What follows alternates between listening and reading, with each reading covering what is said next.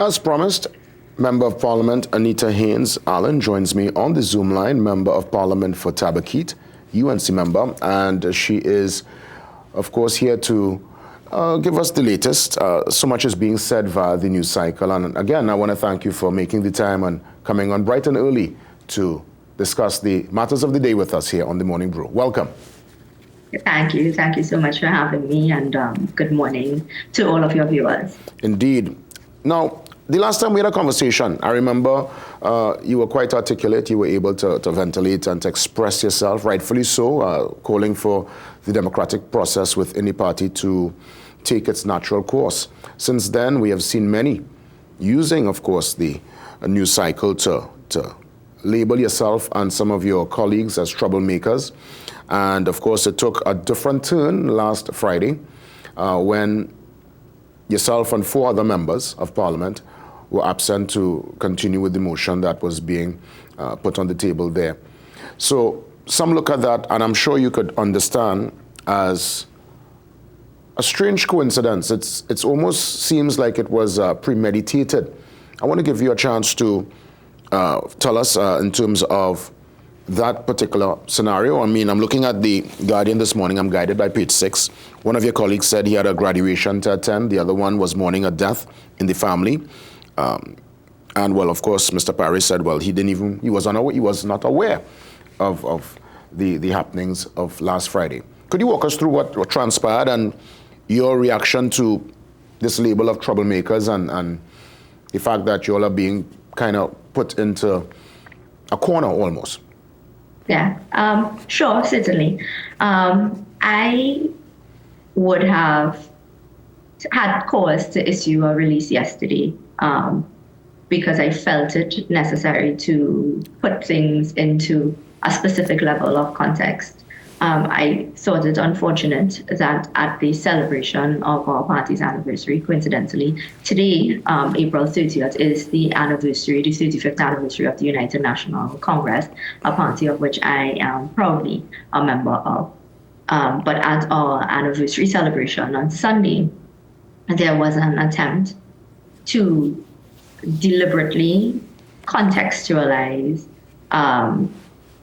what happened in Parliament on Friday as some move to undermine a party that I've done a significant amount of work for and I continue to do work for.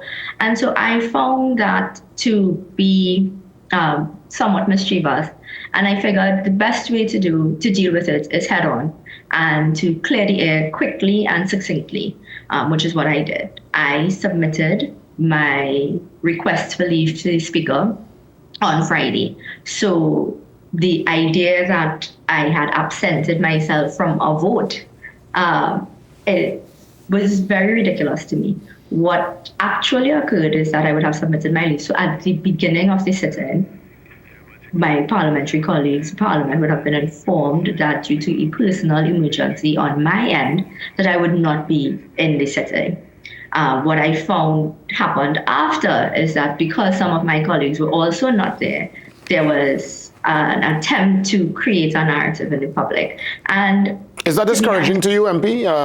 In terms of knowing that your heart your heart and soul is with the party, but of course, you're being labeled a troublemaker. A matter of fact, they're saying that, again, you could confirm or refute. They're saying that you all refuse to go to the regular meetings and separate meetings are being held while the regular meetings are going on. All of those things are, like I said, all of those things are really now getting into a space where, when I spoke with you last, and I called for the internal elections, after that, subsequent to that, the political leader herself would have said that elections will be held when they are constitutionally due. So I found that to be a settled matter because there was no disagreement. Then I see a label of 5 dissidents. But if dissent means that you are disagreeing with the organization on something. But if the organization has agreed, the executive has agreed that the elections will be held, then the only persons who will be dissenting are persons who do not believe the election should be held, if you follow my train of thought. Yeah. But there has been, there has been a significant amount of effort being put into creating a complicated issue from a very simple one. The issue facing the United National Congress and today is a question of how do we strengthen our internal mechanisms or internal structures as we prepare for a general election. Prior to the conversation on the national executive elections, there was an attempt to say that in order to be ready for general elections, we have to forego our internal procedures because that in some way impedes our getting our preparedness for the general elections.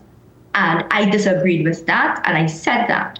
And so that here we are now. The question before us is that we've agreed that the internal elections are constitutionally due.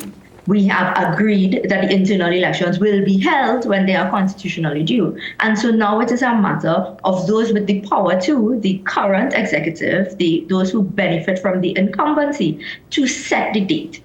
The space that we're in now is that until that date is set, those members of the United National Congress, and this is not limited to members of Parliament, this is members across the board. Those members of the United National Congress who are today celebrating their 35th anniversary are now waiting on an opportunity to get the date so that they can fully participate in the party's process, whether that means putting yourself up for a post, whether it means just voting, whether it means the opportunity to hear from those who lead you across all levels, to hear from them what they intend to do differently in order that we get a different result at the polls in 2025. We are now kind of stuck in some abeyance. And what I found, and that's why I said, it seems to me that there is a campaign going on, and I think you would have that to paint 5 persons who've asked for an election, but the campaign now is against us and whether or not we are trying to do the party some disservice. But I would argue disservice comes from persons who are intending on disenfranchising members of the party. Based on our conversations, I recognize that, I guess, judging from what you're saying to me and the audience, you want to strengthen really the internal workings of your party. You want it to be a well-oiled machine going into the next election. So again, the label of troublemaker, obviously a harsh one, but again, we must look at this from all angles. And a political scientist, a matter of fact, you're quite familiar with Dr. Indira Rampasad. She said in The Guardian today, and I want to quote, they're supposed to be in Parliament. Now, she's talking about the incident from last Friday. She says they're supposed to be in Parliament when Parliament is sitting. They're parliamentarians. They are elected MPs. For whatever reason, you can't be taking personal leave and private leave and asking for leave when there is a sitting unless it is a matter of life and death. End quote. Your reaction to that?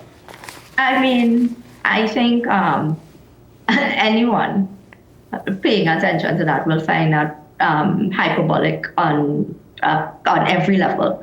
The question of whether being life or death is one thing, but parliamentarians are human beings. And therefore, the reason, the space for leave exists because you realize that, yes, while we are elected representatives, and I do take my job extremely seriously, and I have no issue with my parliamentary record, my attendance record, and I think those things are all very easily checked and verified. Beyond that, my record as a representative in terms of persons who have accessibility to the media, the accessibility to the constituents, to party members, and all of those things, like I say, I proudly submit my record for any level of scrutiny. But the question of the only reason to take leave is life or death, I find that to be ridiculous, and I know persons making the statement understand that they are making a ridiculous statement. The issue as well on taking this and making it a question of attendance records is really trying to diminish and distract from what the main issues are. And the main issues remain whether or not we are putting our organization in place to win a general election in 2025? And those things are questions that can be simply answered, and because you can be properly ventilated once the election date is called. And all of that can be done in a manner that is respectful and a manner that focuses on policy, on the direction of the party, and moves away from this level of kind of petty propaganda. And to me, that is a stance that I will always take. It is a politics that I always practice, where do not take issues, blow it up in the public domain, and create a space where we are moving away from the real issues of the day, whether or not the political organizations. Now, I am a member of the UNC, so I cannot speak to the building and strengthening of any other political organization. I can only speak to the building and strengthening of my organization. When you join an institution, when you join an organization, you must always seek to improve. You must always seek to leave things better than you found it. And so that, to me, this taking whether or not your attendance on Parliament should only be excused for life or death reasons, and inserting that into our conversation as to whether or not you intend on strengthening the UNC or not, I find those things to be very ridiculous and very distracting. Well, I know, I know MP Rodney Charles also mentioned his attendance, and he put on record that he found it to be a bit disheartening because he would have been in Parliament for most of the sittings. I want to ask you though, and I understand what you're saying concerning being part of an organization and wanting to strengthen the organization. But we're looking at a political organization, and we have seen, unfortunately, that in the Trinidad and Tobago political experience, once someone calls for that betterment, especially in the public domain, and they shake that internal political cage, it seems almost that their political journey is destined to come to an end. Have you come to terms with that particular reality? What's your take on your political future going forward under the umbrella of the United National Congress? I mean, I take it all in stride. I have had to answer the question about how I feel about consequences for actions and have I considered the consequences. I will state that there are consequences for your actions, yes, but there are also consequences for inaction.